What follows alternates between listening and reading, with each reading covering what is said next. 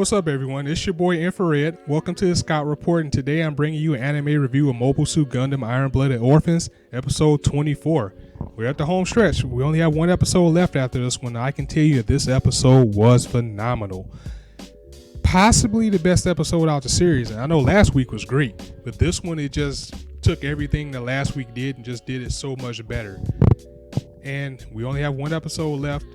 You know, it hasn't been confirmed that it's going to be a season 2. It's just been some kicking around going that there's like a new entrance or something that's coming up. I think one of the people that did the ending said they have to do another entrance or opening theme. I can't remember which one, but either way, it hasn't been confirmed that it's going to be a season 2, but there's still too much left to go for this not to get a second core.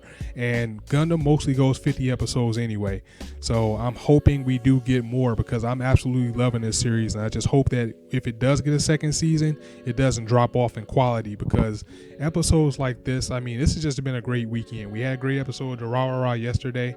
We got a great episode with Gundam today. And without further ado, let's go ahead and get on to the review. So the episode starts off, we have Mirabit and Atra pretty much tending to the wounded, and Gjallarhorn has been locked in battle with Tekkadan in the middle of the city for 3 days now. Both sides are fatigued, both sides are suffering losses. While this is going on, Makanai is pretty much worried about getting to the parliament in time, as he's beginning to question if Tekkadan can get the job done, if it's too much of a task for them.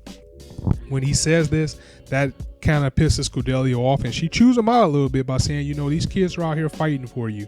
They're out there giving their lives for you, and all you're thinking about right now is what time you're going to get there, or if you can get there in time. So I like that big up by Cordelia getting into his face about it. That kind of made him retract what he said. And Makanai pretty much said from there, you know, I'm more concerned about the bloodshed because so much blood is being lost right now. I just want this to be over so no one else can get hurt. A good point is made by Cordelia from here, where she kind of in her monologues and wondered what's next for Tekkadan. And I know that's what we all think as well. At this point, they can't go back to Mars, so what's next for them? Once they finish their battle, do they just go back into space and start taking odd jobs, or are they going to have somewhere they can actually call home? So that's a good question. What's going to happen with these kids after all this is over, if they even survive? Majority of the episode was pretty much just a power struggle between Tekkadan and Gjallarhorn. Right now on the other side of the battle, we have on the front lines, we have Tekkadan going against a whole bunch of the Grazes, and on another side of the battle we have the mobile suits and Orca's unit, and even though they're outgunned, they're still holding their ground. Meanwhile, on the other side of the battle, the people that have the stronger mobile suits, you know, the Barbados and Akihiro and the Turbines, they have the stronger melee type mobile suits, and they're pushing back Gjallarhorn on the other side of the field. So much so that Gjallarhorn actually retreats because they're being outgunned by, or should we say out meleeed by Tekkadan and their stronger mobile suits on the melee side of things. Meanwhile, Orga's side of things with the people with the lesser mobile worker suits are being pushed back a little bit, and both sides are tired. They're losing resources. So this gives Tekkadan a little bit of a breather. Gjallarhorn retreats briefly. And when that happens, you know, Shiro's relieved. He was like, it's been 3 days. I can finally take a rest. Mikazuki is like, good, now I can finally eat, which takes Shiro by surprise because he's like, how can you be eating right now? I mean, this is crazy. But we all know Mika at this point. He's beast mode. He goes out, he does what he needs to do, and then he gets back to eating his plums or whatever he has in his pocket like it's nothing. And Shiro's fatigued and he just wants to sit down after this. But things start to head a little bit in the clear direction that we're heading to the end, at least of this season. Rad comes up to Orga and he informs them that the river's gotten low enough for them to get across to the other side with the mobile suits. And at that point, he also asks Orga if he can fight in the battle. Of course, Orga has his reservations about it. Since losing Biscuit, he really doesn't want to lose anybody anymore if he can help it. But at the same time, he knows that it's war. This is what we have to do. This is the final fight. We got to go all out. We find out that Edmonton has been shut down at this point by Gjallarhorn to stop Tekkadan from getting to the destination and try to delay Makanai from getting to the parliament with Kudelia. And at this point, Orga comes up with a plan of how they're going to push forward to their final battle. They're going to pretty much push all forces towards Galahorn into the city to get Kudelia and Makanai to where they need to go, and try to draw Galahorn's forces closer to them and have the stronger mobile suits weed out everyone from behind. So this is going to be their final battle, their last stand, their last dedication. And he goes over the plan. He says that anybody that doesn't want to give their lives at this point, they can just go with Mirabit and the wounded. I thought that Kudelia was going to be the type of person that was going to annoy us in this one, but it seems like it's Mirabit at this point. Mirabit's the one who's always trying to ask, Orga and the rest of the guys, are they sure they want to do this? Do you have to give your lives? Do you have to go out there? And she's always shut down by some of the younger people in Tekkadan or Orga themselves by saying, we know what we're getting into in this. And even at this point, Mikazuki tells Orga, we've already placed our bets on you. Orga has his reservations after losing Biscuit, but again, Mikazuki says, we put our bets on you. All our bets are on you. We know you will lead us to where we need to go. Please do the same with us and know that we're going to finish our side of things. And that's kind of what they relay to Mirabit as well, as they say, we know what we're signing up for. We're ready to die for this. And Orga makes a good point by saying, everybody that we lost, let's use their strength as a reward. And what we'll get in the end is a better future for the people that do survive. So I really like that. I really like that they are, even though they're ready to die, they don't see themselves as expendable anymore. They see them as losing. Everybody that they lose, they're just taking their power to charge forward to make a better lives for themselves. And I really thought Kudelia was going to be the character who was always trying to deter war. But it looks like it's Mirabit at this case who's always trying to deter everything and try to stop Tekkadan. But at this point, they're ready to give their lives. Another good thing that I've seen in this episode is that Uno now has Biscuit's hat. So, pour one out for your boy, wearing Biscuit's hat as they charge into the final battle. And Tekkadan, once again, as I said, they're dedicating this battle to everybody that they're lost and to their future. And they can worry about where they're going to go later after that.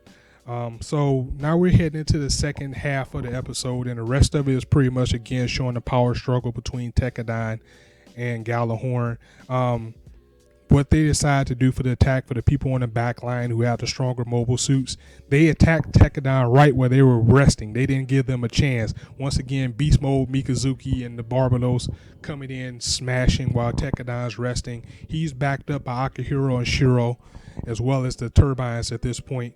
But things get a little bit shaky because Galahorn, they're a unit, so they got their own plans themselves. And now the Gundam Chimera is piloted by Galileo enters the field. So we're locked in a battle at that point. And just when we think that Tekkadan is finally getting the upper hand, out of nowhere comes a massive mobile suit Graze. And this is the Graze that is now powered by Ein. Ein is inside this massive Graze that's now powered by the Alaviana system. And he says this is the true form of the system. Wow. And it's a big, massive mobile suit. He's fast. Laughter even says that he might be even stronger than Mikazuki in this point with this suit and with the mobile suit being at the final form. And this is the first time I can say that we've seen fear on the faces of the turbines because they can't do anything with this mobile suit. And it came in with some type of impact because we lose. We lose some people in this battle. And this is Gundam. Gundam is like Game of Thrones. You can't get too attached to people, but at the same time, you don't want to see losses either, as this suit that's powered by Iron is so strong that it single-handedly took out Laughter, Izzy, and Shiro. Wow. Like I was saying, you don't want to invest too much into people in Gundam because even the main character can get in Gundam. But I would have liked to have seen the turbines, grow with Tekkadan. I mean, even though they are a harem, it would have been nice to see maybe Laughter. Maybe see her get with Akihiro as he was beginning to soften up a little bit and was beginning to take a like to her and vice versa. It would have been nice to see them make it to the end of this battle. And we lost Shiro as well. And Shiro was becoming a big part of the team. He had one of the mobile suits. So he was definitely one of the front line guys.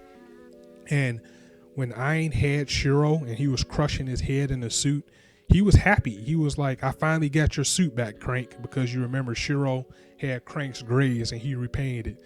And he has a power trip inside of this suit because now it has the final build of the Alavayana system. He is getting a high off of how much stronger he is in this suit. And again, he's taking out 3 people now in this suit.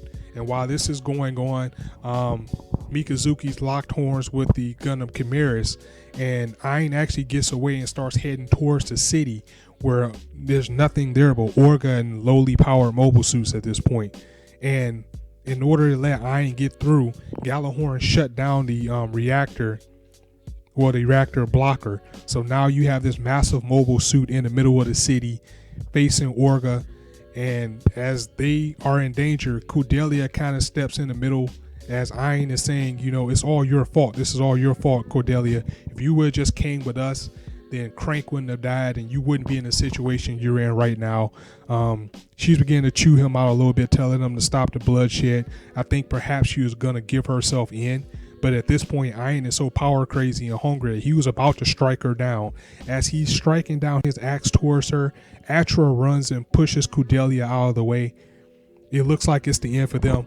Out of nowhere, here comes Beast Mode Mikazuki in the Gundam Barbados. The Gundam Beast Mode making a save, facing down Ain in the middle of the city now as we lock to our final battle.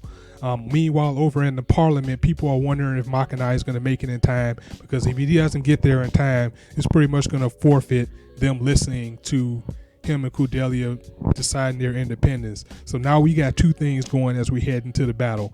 We have Mikazuki now locking horns in the city with the reactor off so he can use the Barbados against Ain and his Greys. And back on the other side of the field, we still have Akihiro, and that leaves the Chimeras. And the Chimeras is now locked horns with none other than Farid in that badass mobile suit as he unmasks and reveals himself to Ain and declares battle. So coming into the finale, we get to finally see this badass mobile suit. We get to see our masked character in battle against another Gundam in Galileo. And in the middle of the city, we have Mikazuki going against Ain. We're heading to the finale. Let's go. I'm excited. This episode, it started off, it was kind of emotional, but it pumped up the adrenaline right at the end and got me this pumped, as you can see right now. So that was it for the episode and a recap. Holler me in the comments and let me know what you think. What I would like to know from you guys is, how do you feel about Cordelia's point where she said, this is where they have to make a stand. What's next for Tekkadan at this point?